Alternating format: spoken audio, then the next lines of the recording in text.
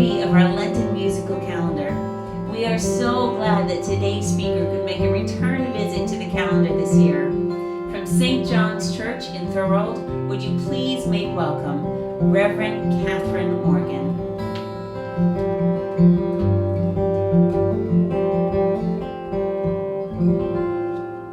In our reading today, we hear of Jesus going into the temple and driving out the money changers and overthrowing the tables and calling them into account that they had turned God's temple into something that it wasn't meant to be. And it reminded me a lot, actually, of a beautiful little reflection written by St. Teresa of Avila. Christ has no body now but yours, no hands, no feet on earth but yours. Yours are the eyes with which he looks compassion on this world. Christ has no body now on earth but yours.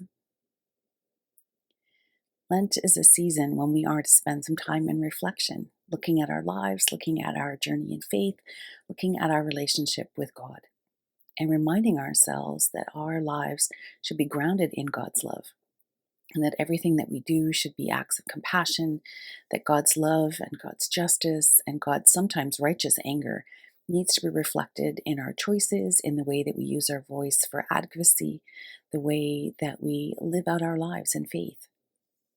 Jesus calls them to account, kind of yells at them, gets cross, kind of does this big, bold, dramatic act, because he's reminding them that whose they are called to be and what they are called to live out is not being reflected in what they're doing at that moment.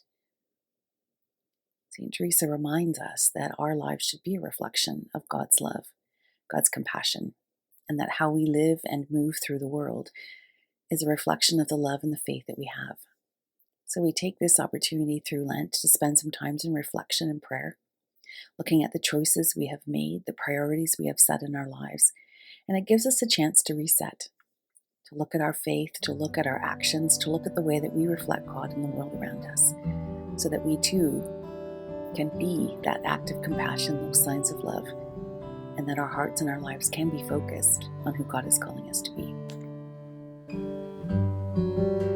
As we gather in our churches this week, in these spaces that have been built on worship and prayer and community, may these spaces remind us of today's gospel and of Jesus' prophetic words. And may each of us be reminded that we are the church today, called to bring God's love and grace and mercy to a world who so desperately needs it.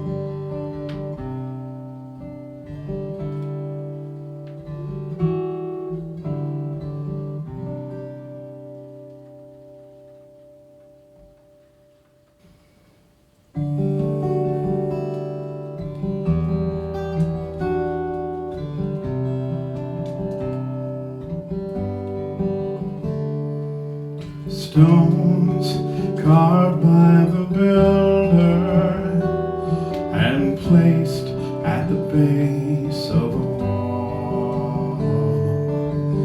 Generations have prayed here. They've listened and learned and loved above all, and the promise of us is the same. Perfect glory to his grace. This is the house where prophets speak. This is the air where angels fly. This is the cross where he gave his all for you and me. And here is where we seek the house where prophets speak.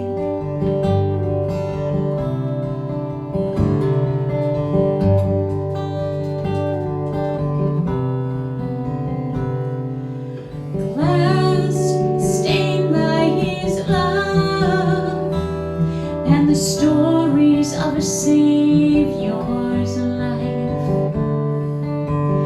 Morning light shines right through them and illuminates his great sacrifice.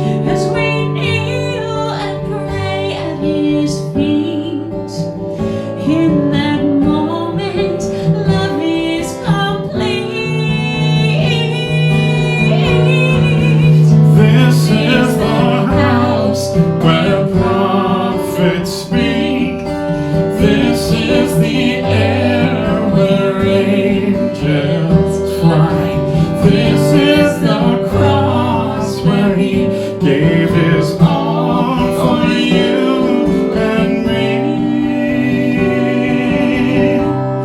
And here is where we seek the house where prophets speak about the glory of heaven, where the soul can touch the sky.